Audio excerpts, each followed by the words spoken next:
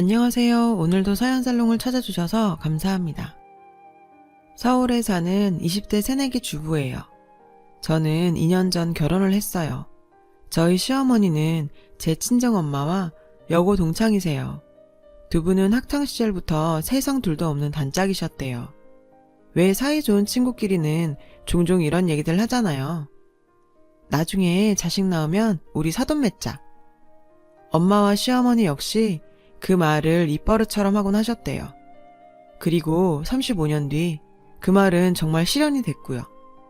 하지만 처음부터 모든 일이 순탄하게 진행됐던 건 아니에요. 이제 와서 얘기지만 처음에 전 남편한테 별 감정이 없었거든요. 그렇다고 남편이 싫었던 건 아니에요. 그저 어린 시절부터 누나 동생 하면서 친남매처럼 지낸 사이였기에 남편이 남자로 안 느껴졌던 게 이유라면 이유였죠. 게다가 시어머니께선 제 연애사도 훤히 알고 계시기 때문에 그것도 좀 걸리기도 했고요. 지피지기면 백전백승이라는데 저에 대해 잘 아시는 시어머니와 한편이라면 다행이지만 혹여 적이라도 지게 된다면 제가 얼마나 불리하겠어요. 이런 제 마음도 모르고 친정엄마는 걱정하지 마. 내 친구 영미는 그럴 애 아니다. 넌 영미 이모를 그렇게 봐오고도 몰라? 내 흠 가려주면 가려줬지 그걸 빌미로 네 뒤통수 치래. 절대 아니야. 자기 35년지기 친구는 자신이 보장한다며 엄마는 큰 소리를 치셨죠. 그러면서 어디 가서 또 이런 시어머니 자리를 만나겠냐며 굴러 들어온 복 차낼 생각 말라고 옆에서 압력을 넣으셨어요.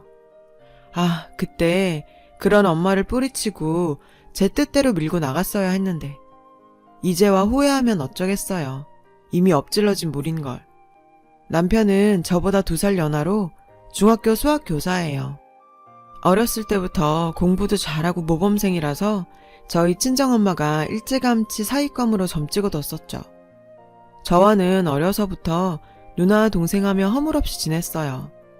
방학 땐 한강 수영장도 같이 다니고 겨울엔 스키캠프도 같이 가곤 했고요. 그런데 남편이 고등학교에 들어가면서부터 절 대하는 태도가 조금씩 달라졌어요. 저기요, 거기, 그쪽이 등등 절 부르는 호칭도 변하고 저랑 눈도 잘 못 마주치고 손끝만 살짝 닿아도 얼굴이 새빨개지곤 했죠. 처음엔 그런 모습이 재미있어서 장난을 치기도 했어요. 그러다가 제가 대학생이 되고부터는 얼굴 보는 일이 뜸하게 됐고요. 한창 외모 가꾸고 연애하느라 저보다 어린 고등학생한테 신경 쓸 여유는 없었으니까요. 간간히 엄마를 통해 어느 대학에 들어갔다거나 매 학기 장학금을 놓치지 않는다는 등 대략적인 소식만 전해 듣는 정도였죠. 알고 보니 남편은 사춘기 시절부터 절 좋아했더라고요. 그래서 더 이상 저를 누나라고 부르지 않았다고요. 좋아하는 여자를 누나라고 부르기 싫었다나 뭐라나. 암튼 그렇게 오랜 시간 가슴앓이를 하다가 임용고시에 합격을 하고서야 제게 고백을 했죠. 전 아직도 그날 일이 어제 일처럼 생생해요. 하필 그날은 제가 당시 사귀고 있던 남친이랑 헤어진 날이기도 하거든요. 정확히 말하자면 제가 그놈한테 대차게 차였던 날이었죠. 당시 남친과는 같은 대학 약대 선후배로 과에서 알아주는 CC였어요. 동기들 사이에서 저와 선배의 결혼을 의심하는 사람은 아무도 없을 정도로요. 졸업 후 같은 제약회사의 연구원으로 입사한 저와 남친은 몇 년간 유학자금을 모은 뒤 함께 미국으로 유학을 떠나기로 약속한 상태였어요. 그리고 입사한 지 2년쯤 지나 본격적으로 유학 준비를 시작했죠. 하지만 양가 어른들은 모두 반대를 하셨어요. 결혼도 안 한 상태인 성인 남녀를 어떻게 같이 유학을 보내냐고요. 그래서 전 남친한테 그럼 결혼부터 하고 유학을 떠나자고 했죠. 그랬더니 유진아, 결혼이 그렇게 쉬운 게 아니야. 넌 여자라서 별 부담 없는 모양인데 남잔 달라. 생각할 게 많다고. 그리고 솔직히 말하자면 내 미래에 넌 들어있지 않아. 남친의 말에 하늘이 무너지는 줄 알았어요. 전 지금껏 우린 당연히 결혼할 거고 아들, 딸 낳고 여느 부부들처럼 그렇게 가정을 꾸려나갈 거라고 믿어 의심치 않았으니까요. 그런데 지 미래에 전 없다고요? 이게 무슨 개풀 뜯어먹는 소리냐고요.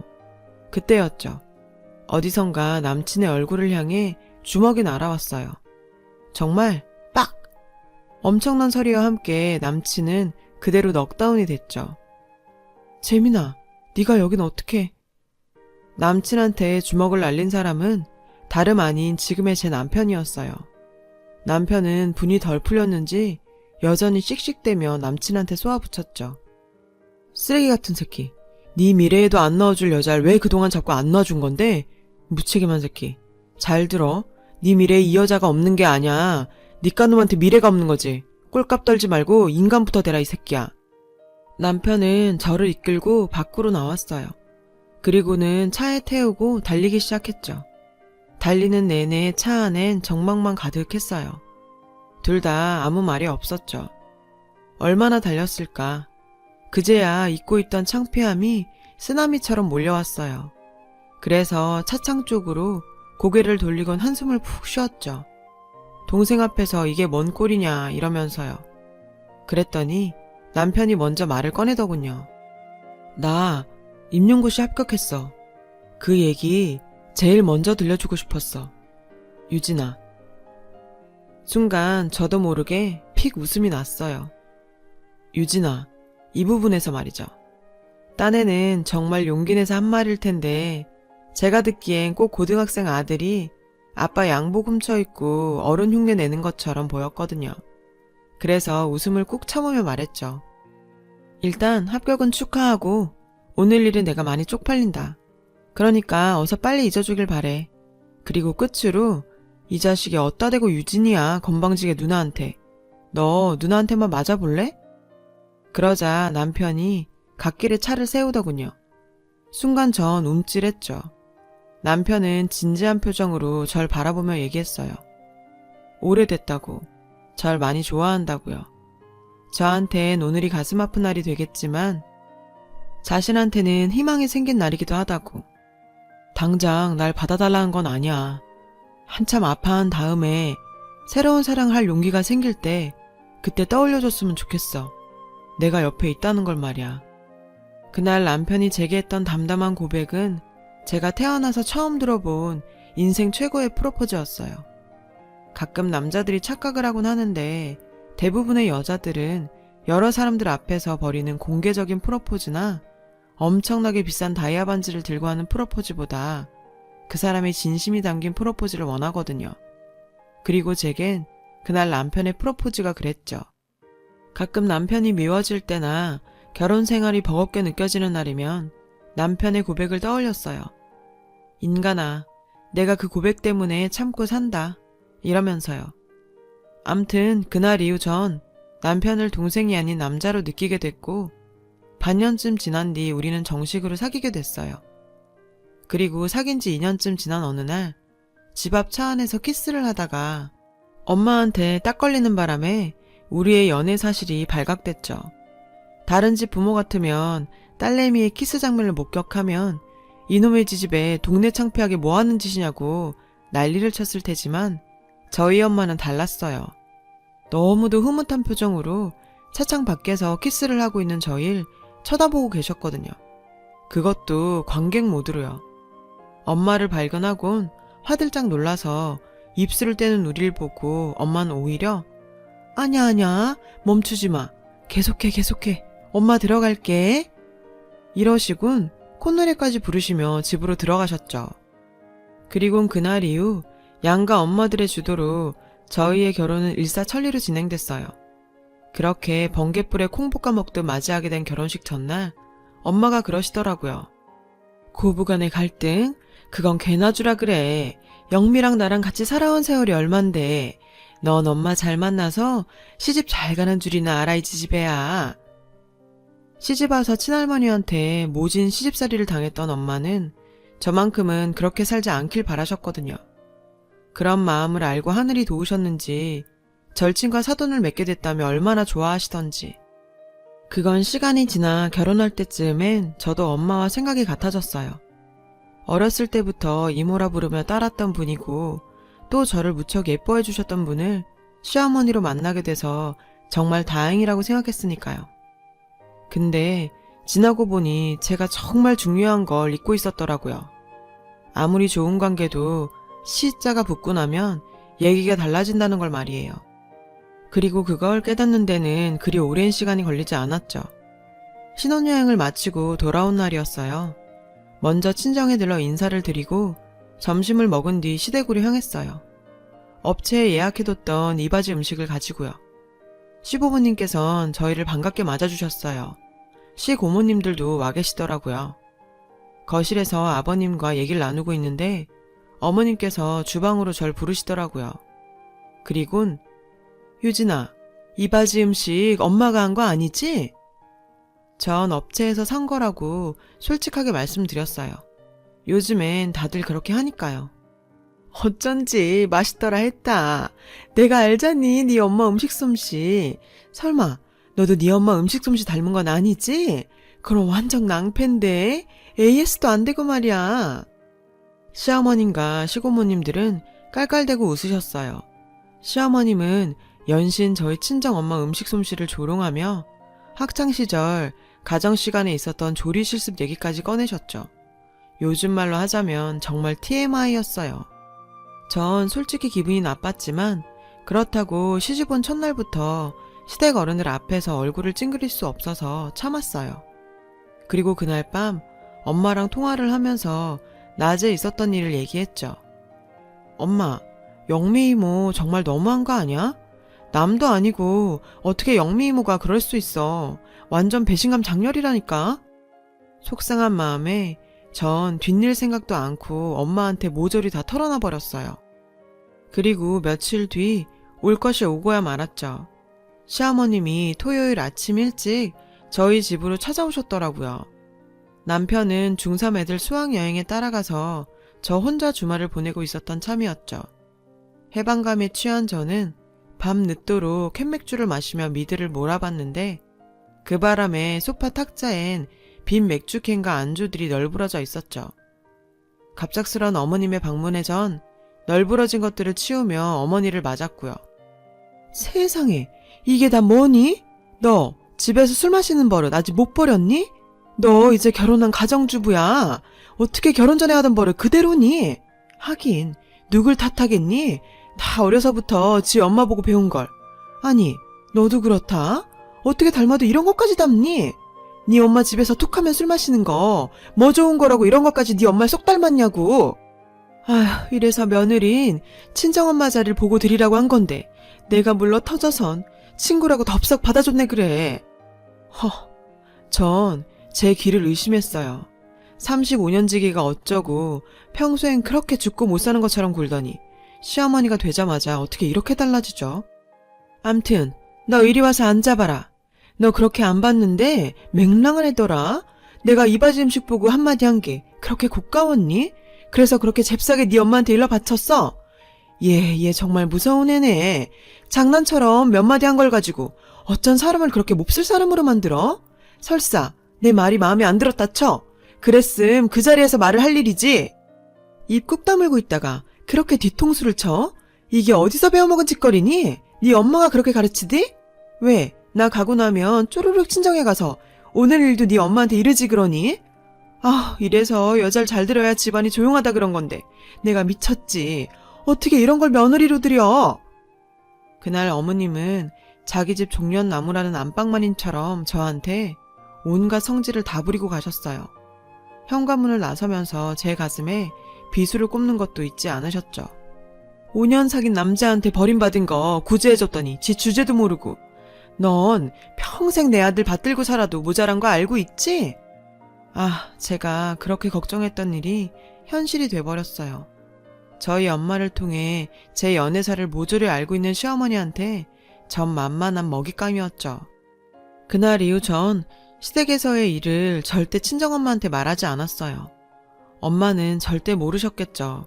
결혼시킨 후에 친구가 이렇게 나을 거라는 걸요. 어쨌든 오히려 저만 피를 보게 될 거라는 걸 알았으니까요. 솔직히 남편한텐 전혀 불만 없어요.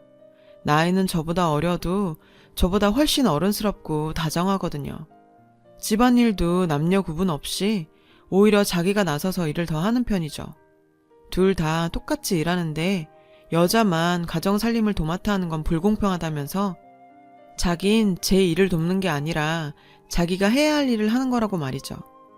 정말 남편만 두고 보자면 세상 이런 남자 또 없어요. 시어머니만 아니면 전 정말 결혼 잘한 건데 말이에요. 시간이 흘러 어느덧 결혼 2주년을 맞게 됐어요. 그 사이에도 시어머님은 툭하면 저희 친정의 치부를 들추며 절 자극하셨지만 전 저 혼자 소가리를 하며 버텨나갔죠. 한 방을 터뜨릴 그날을 기다리면서 말이죠. 그리고 드디어 그날이 왔어요. 결혼하고 두 번째 맞는 추석이었죠. 시 고모님들과 가족들까지 모두 저희 친가에 모였어요. 덕분에 전 허리 한번 못 펴고 전날부터 일을 하는 참이었어요. 오늘 같은 날은 아무리 착한 남편이라도 어머님이랑 시고모님들 등살에 부엌 일을 거들긴 힘들었습니다. 이날 화제는 단연 저였어요. 정확히 말하자면 제 임신이었죠. 결혼한 지 2년이 넘도록 아이가 생기지 않자 어머님을 비롯 시고모님들은 저한테 한마디씩 하셨어요.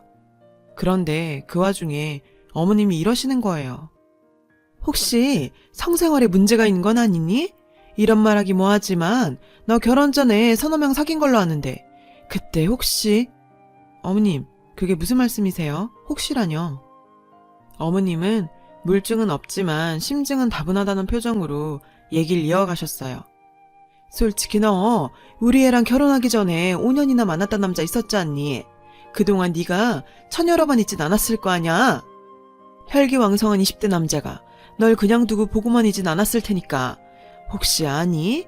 그때 성생활이 문란해서 애가 안 생기는 건지 중절 수술을 했는지 알게 뭐야? 어머님, 지금 그걸 말이라고 하세요? 제 목소리에 식구들은 모두 주방으로 몰려왔어요. 남편도 달려와 저에게 무슨 일이냐고 물었죠.